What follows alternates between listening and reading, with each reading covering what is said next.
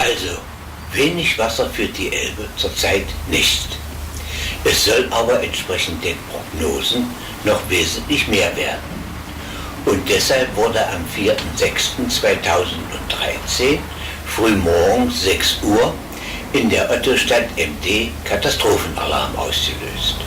Der OB der Otto-Stadt-MD, Dr. Lutz Trümper, hat den Katastrophenalarm jedoch rechtzeitig ausgelöst. Einige seiner Amtskollegen haben dies, gelinde gesagt, verschlafen. In diesem Video wird nicht gezeigt, welche Überschwemmungsflächen es gab, aus denen ab und zu das Dach eines Hauses herauslugte, sondern nur das Hochwasser in der Stadt Magdeburg, sowie die Anstrengungen der Stadt und der Bürger, um größere Schäden zu minimieren und welche ungewöhnlichen Gedanken es gibt, Hochwasserschäden vorzubeugen und sich einer veränderten Klimasituation anzupassen.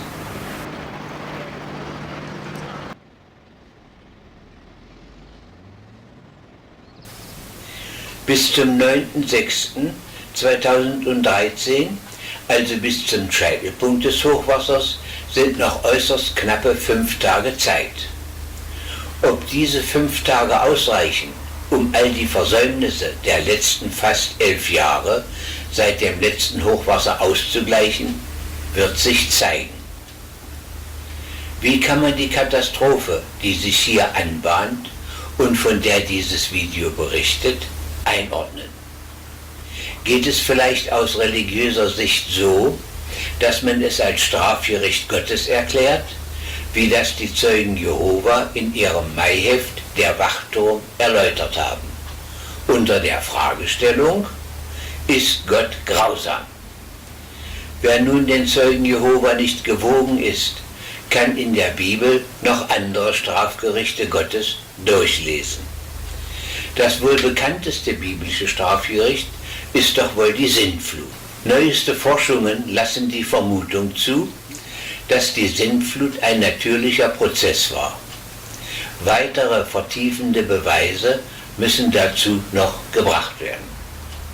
Gemeinsam ist bei allen biblischen Strafgerichten eine gewaltige Anzahl von Menschenopfern, und der liebe Gott zeigt sich damit nicht als humaner Herrscher. Ob allerdings die Bibel eine Lösung für alle diejenigen aufzeigt, die bei der Flutkatastrophe des Jahres 2013 Haus, Hof und gar ihre Existenz verloren haben und nur noch das besitzen, was sie auf dem Leibe tragen, soll bezweifelt werden. Es liegt wohl auf der Hand, dass wir mit dieser Lösung aus biblischer Sicht nicht weiterkommen.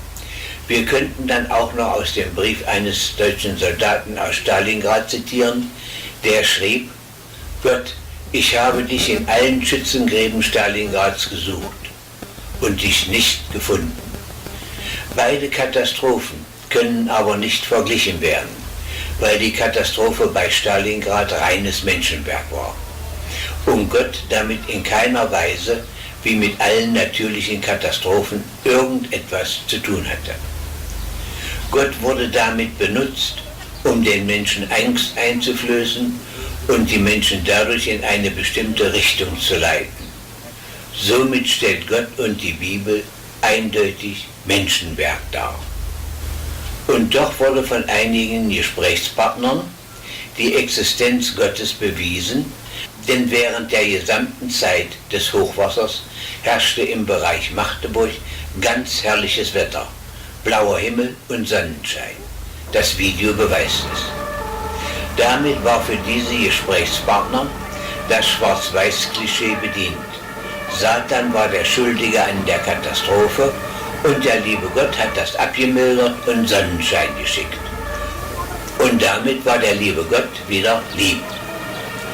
Oder als zweite Erklärung wären Worte aus dem Zauberlehrling angebracht, der allein im Haus seine noch nicht ausgereiften Kräfte probieren will und nur Unfug mit dem Wasser treibt, bis dann der Herr und Meister kommt und den angerichteten Schaden des Lehrlings beseitigt.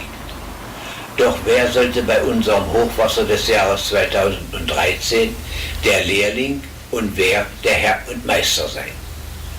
Oder drittens wäre dann die weltliche Erklärung, dass eine kurzzeitige Kräfteänderung der Natur oder Klimaänderung, ganz gleich, ob die Klimaänderung durch das Handeln der Menschen begünstigt wurde oder nicht, die Flutkatastrophe hervorgerufen hat, von der in diesem Video berichtet wird.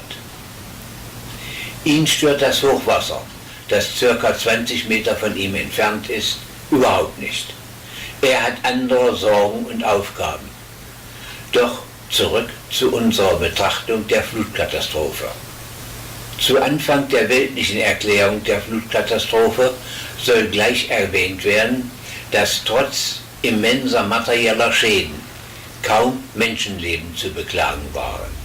Schon immer gab es in der Geschichte unseres Erdballs und in der Geschichte der Menschheit Katastrophen der verschiedensten Art. Denken wir nur an verheerende Vulkanausbrüche wie der Vesuv, der die Stadt Pompeji samt ihrer Bewohner für mehrere Jahrhunderte unter seiner Asche begrub, oder an Regenfälle mit sintflutartigem Charakter oder orkanartige Stürme. Alle diese Erscheinungen zeigen, dass die Prozesse der Natur die stärkeren sind und der Mensch in seinem Handeln und Tun versuchen muss, sich vor diesen Prozessen zu schützen oder ihnen zu begegnen. Teilweise ist das bei Flutkatastrophen schon gelungen, durch den Bau von Talsperren. Allerdings war die Steuerung der Talsperren nicht immer optimal, sodass die Wassermassen zurückgehalten werden konnten und zu einem späteren Zeitpunkt keine Bedrohung und keinen Schaden mehr anrichten konnten. Die Katastrophe, über die dieses Video berichtet, mag sein, dass sie hervorgerufen wurde durch die Veränderung natürlicher Prozesse, auch durch das Handeln der Menschen begünstigt, denn unser Klima war nie konstant gewesen. Denken wir nur daran, dass in der Eiszeit, als unser Europa mit einer dicken Eisschicht belegt war, es in der gesamten Sahara blühendes Leben gab. Manchmal vollzog sich der Klimawandel über Hunderte von Jahren. Manchmal vollzog er sich innerhalb von Stunden. Denken wir nur an den Kometeneinschlag, der die Herrschaft der Dinosaurier ein unwiederbringliches Ende bereitete. Die ganze Palette der Möglichkeiten des Klimawandels ist in der Geschichte unseres Erdballs ausgeschöpft worden. Dazu ein kleines Beispiel. Die Buche kam erst vor 6000 Jahren wieder in unser Gebiet. Vorher war es ihr hier zu kalt gewesen. Also schon zu der Zeit ein Klimawandel, ohne einen menschlichen Einfluss. Oder ob die Veränderung des Klimas nicht nur als ein rein natürlicher Prozess aufgefasst werden kann, sondern das Handeln der Menschen diesen Prozess beschleunigt hat. Hier gibt es für die Klimaforschung noch Beweise und Erkenntnisse zu erwerben. Der immer dichter werdenden Folge und Menge des Hochwassers muss doch wohl mit anderen Gedanken begegnet werden, um die Menschen vor den Unbilden der stärkeren Natur zu schützen oder ihnen wirkungsvoll zu begegnen. Gut, es ist gelungen, FCKW als sogenannten Klimakiller aus den Kühlschränken zu verbannen. Es ist gelungen, Atomwaffenversuche zu verringern, doch Kriege als größte Klimaschädiger werden immer noch forciert und geführt. Bleiben wir vor unserer Tür stehen. Die Bundesrepublik ist der drittgrößte Waffenexporteur in der Welt. Wozu und wofür? Waffen für wen und Waffen gegen wen? Diese Waffen werden doch wohl kaum nur zum Putzen und Spielen verwendet. Kann es dann nicht passieren, dass deutsche Soldaten in Friedensmissionen und Sicherheitsaufträgen, wie die Jugendoffiziere der Bundeswehr Schülern vorfaseln, im Gefecht auf ihre Waffen auf der Gegenseite treffen? So etwas gab es schon mehrfach in deutscher Geschichte. Das ist nicht neu. In diesem Zusammenhang ist doch wohl die größte Naturschädigung und demzufolge Veränderung der natürlichen Prozesse des Klimas durch das Handeln der Menschen zu suchen. dass die Erscheinung Hochwasser nicht bloß die jüngere Vergangenheit bewegte, sondern schon unsere Ahnen sich mit diesem Problem beschäftigten und Vorsorge getroffen haben, zeigt eine Dankestafel, die nach dem Jahrhunderthochwasser 2002 gestiftet wurde. Ein wichtiger Grund war gewesen, die ehemalige Rüstungszentrale Magdeburg vor Folgen von Hochwasser zu schützen. Nun hat aber das Hochwasser und die militärische Rüstung, um die Vaterländer anderer Völker zu überfallen, einen ursächlichen Zusammenhang. Seit Entstehen der menschlichen Zivilisation wurden immer größere Mittel für die Schaffung von Waffen benutzt. Ein unwahrscheinlich großer Sprung im Verschlingen von Naturressourcen, Energie und menschlicher Arbeitskraft wurde seit dem Entstehen des Kapitalismus erreicht und zur Vernichtung von angeblichen Untermenschen benutzt. Es ist eine unwahrscheinlich große Schädigung der ganzheitlichen Natur, die über Jahrhunderte erfolgte, die bis heute im ungeahnten Maßstab anhält und mit solchen Floskeln wie Sicherheit, Kampf gegen Terrorismus, Kampf gegen Kommunismus, Schaffen von Arbeitsplätzen kaschiert wird. Das drängt natürlich die Frage auf, ob wir in unserer menschlichen Entwicklung überhaupt schon einmal die ganzheitliche Natur erlebt haben. Anfänglich wohl schon, doch mit weiterem Fortschreiten unserer Entwicklung wurde die Natur mehr und mehr den politischen Zielen einiger menschlicher Formationen unterworfen, die bestrebt waren, die Natur in ihrem Bereich zu unterwerfen und damit schädigen. Der OB der Otto-Stadt-MD, der Dr. Lutz Trümper, hat den absehbaren Schaden der Hochwasserkatastrophe von 2013 völlig richtig mit den Schäden des letzten Krieges in Magdeburg verglichen. Jedoch ist das heutige deindustrialisierte Magdeburg bei weitem keine Rüstungszentrale mehr. Aber die Bedrohung durch ständig steigendes Hochwasser ist geblieben und in keiner Weise mit irgendwelcher militärischer Rüstung zu begegnen oder zu verhindern. Ein Hochwasser von der Güte des Jahres 2002 würde unter unseren heutigen Bedingungen einen größeren Schaden einrichten als 2002. Das zwingt dazu, dass wir uns mit anderen Gedanken beschäftigen müssen, die ohne weiteres notwendig sind, um für kommende Hochwasser ein wirksames Gegenmittel zu entwickeln, um nicht nur die ehemalige Rüstungszentrale zu schützen, sondern auch die Bürger der Stadt. Als grundlegende Lehre aus dem Hochwasser des Jahres 2002 und 2013 kann nur gelten: Die Bundesrepublik Deutschland ist nur von einer gewaltigen Gefahr bedroht, und das ist in keiner Weise der Terrorismus, den die BRD mit Waffen ausgerüstet hat, sondern die Gefahr des Hochwassers mit immensen materiellen Schäden. Diese Bedrohung ist in keiner Weise mit militärischer Rüstung beizubekommen. Es kann daher nur Ziel sein, die vielen klugen Worte, die nach dem Hochwasser von 2002 gesprochen wurden und nicht eingehalten wurden, zu realisieren. Doch die militärische Rüstung, siehe Kolbitz-Witzinger Heide, lief von finanziellen Mitteln ungekürzt weiter. An verschiedensten Stellen der Otto-Stadt-MD haben verantwortungsbewusste Bürger Plakate und Spruchbänder angebracht, auf denen sie sich bei den vielen Helfern, Wehren, THW und Bundeswehr bedanken für die Zurückdrängung des Hochwassers. Eine äußerst nette Geste. Bei dieser Hochwasserkatastrophe zeigte es sich aber auch, dass der Einsatz der Bundeswehr gegen Katastrophen wesentlich vernünftiger und ehrenhafter ist, als mit Kriegstechnik die Vaterländer anderer Völker zu überfallen. So kann doch die Forderung für die Freiwilligenarmee nur lauten: Bundeswehr raus aus Afghanistan und aus allen besetzten Gebieten und die dadurch frei werdenden Mittel für den Schutz der Umwelt und die Minderung von Katastrophenschäden einzusetzen. Es soll hier nochmals betont werden, dass dem Hochwasser des Jahres 2013 kaum Menschenleben zum Opfer gefallen sind. Der Afghanistan-Einsatz hat aber schon mehr als 50 Menschenleben gefordert.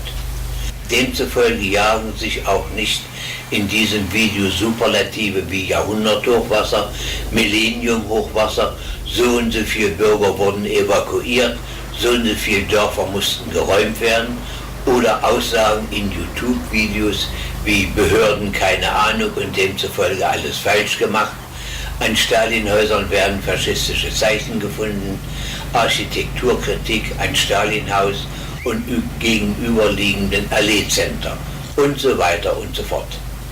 Derartiges wird man in diesem Video nicht finden. Die Probleme mit dem Hochwasser des Jahres 2013 sind zu kritisch, um sie auf derartiges Niveau herabzuspielen. Die Bundeskanzlerin hat für die geschädigten Flutopfer finanzielle Soforthilfen zugesagt, wobei man hier spöttisch sagen könnte, die Bundeskanzlerin hat weitergesehen und hat den 22. September im Auge gehabt.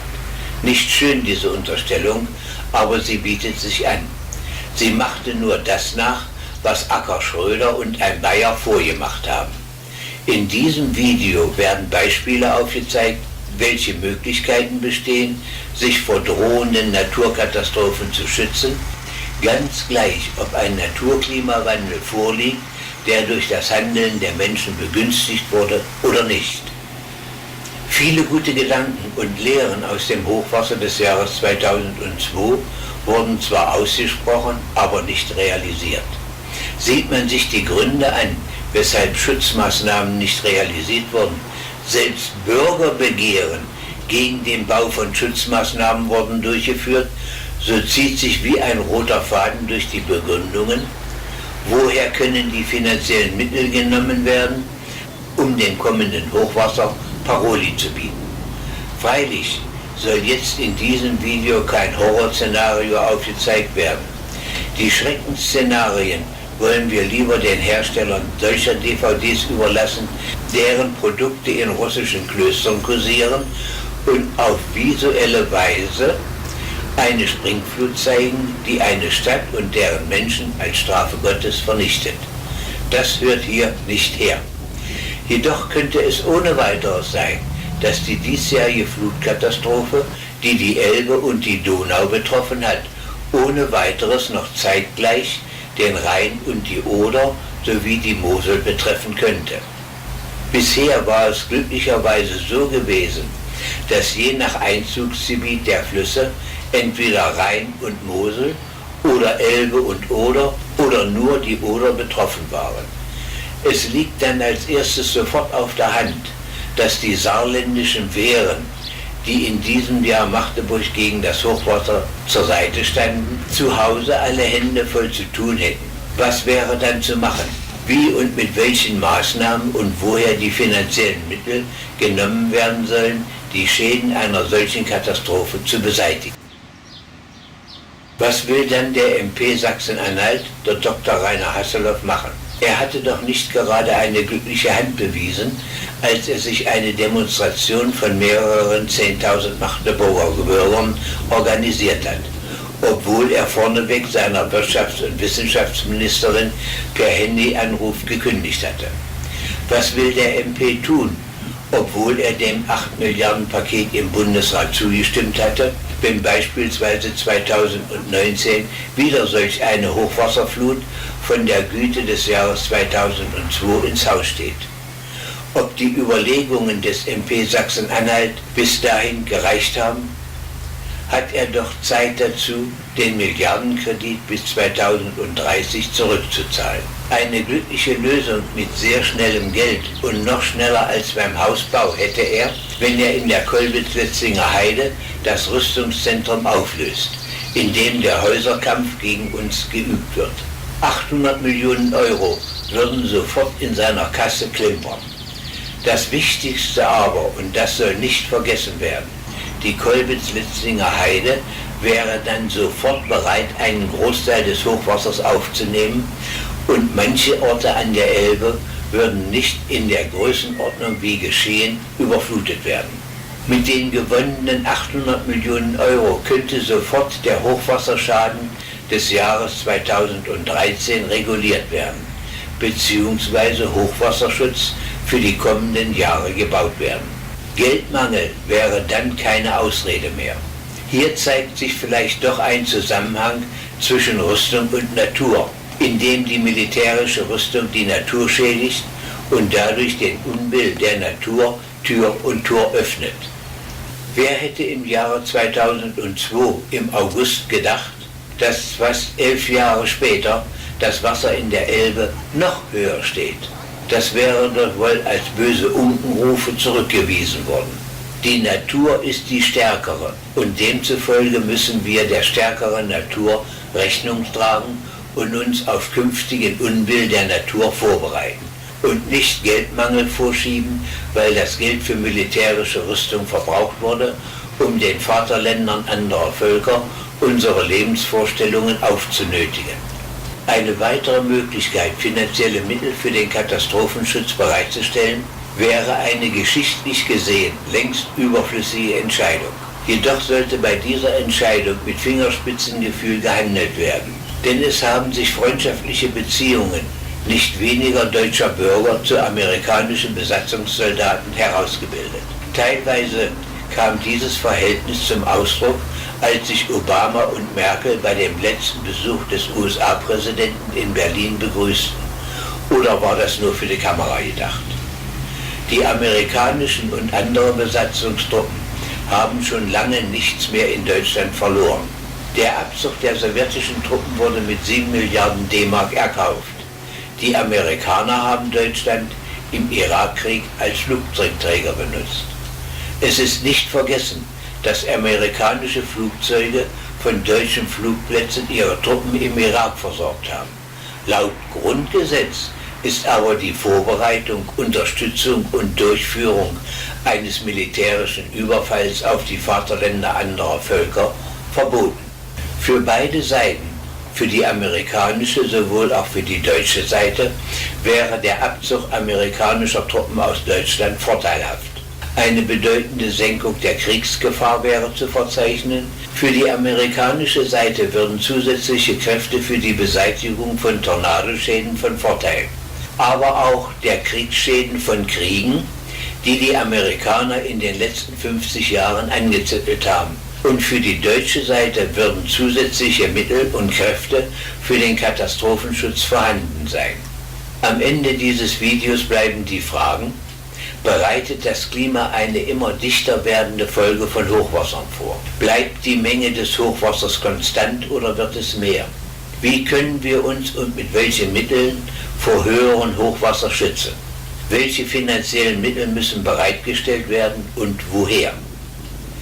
Die einzigste Bedrohung der Bundesrepublik Deutschland stellt der Klimawandel dar. Und diesem ist mit militärischer Rüstung nicht beizukommen. Es ist günstig, die Bundeswehr aus allen besetzten Vaterländern anderer Völker und Gebieten zurückzuziehen. Es wäre schade, wenn die jetzt geäußerten Meinungen und Gedanken in 1-2 Jahren an Geldmangel wie nach dem Hochwasser des Jahres 2002 vergessen gemacht werden. Die Bundesrepublik Deutschland wird von niemandem in der Welt bedroht. Es ist aber auch nicht abzusehen, dass es in den nächsten 10-20 Jahren irgendwer ein Potenzial schaffen könnte, um die Bundesrepublik zu bedrohen. Nur die Bundesrepublik Deutschland bedroht die Vaterländer anderer Völker und Gebiete.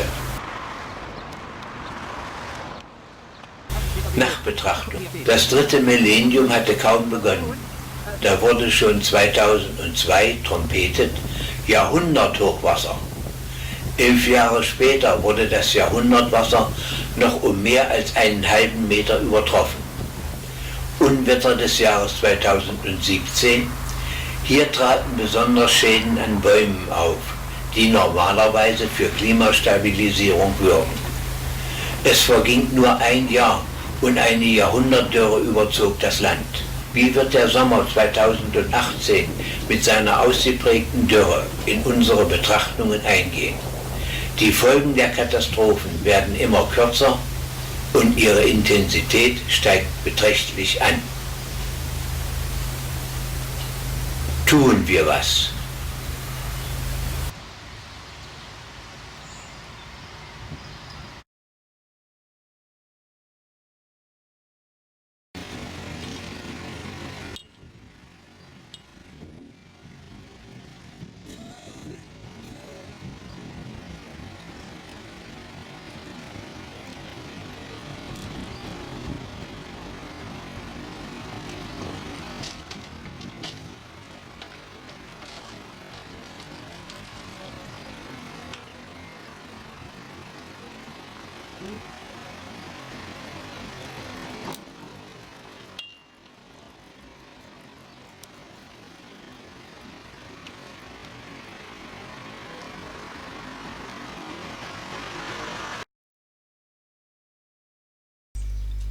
Es ist ungewöhnlich, dass sich nach Videos, die über mehrere Jahre schon unbenutzt gelegen haben, noch Nachträge produziert werden müssen.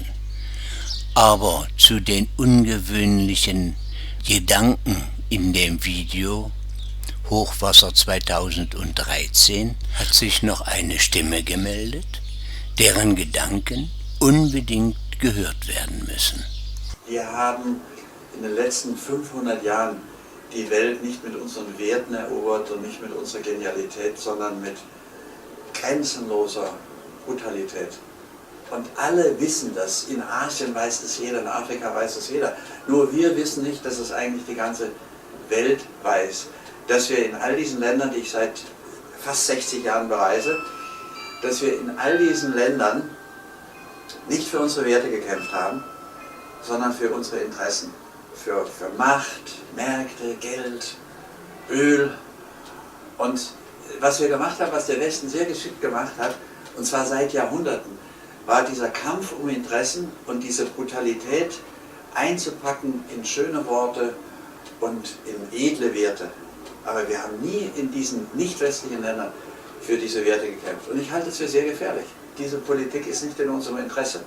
Wenn wir weiter die Interessen anderer Völker mit Füßen treten, werden wir die Katastrophen der europäischen Geschichte alle wieder und wieder erleben, weil Krieg ein Bumerang ist. Und zweitens zerstören wir unsere Demokratie.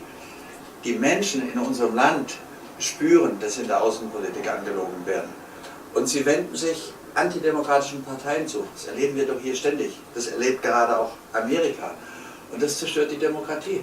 Und deswegen ist es auch nicht in unserem Interesse, wenn wir diese brutalen Heuchlerkriege führen. Und es gibt noch einen dritten Grund. Ich sehe die Aufgabe des Westens nicht darin, das Leid auf der Welt zu vergrößern, sondern wir sollten versuchen, das Leid auf der Welt zu verringern. Wir richten wirklich viel Leid auf der Welt an.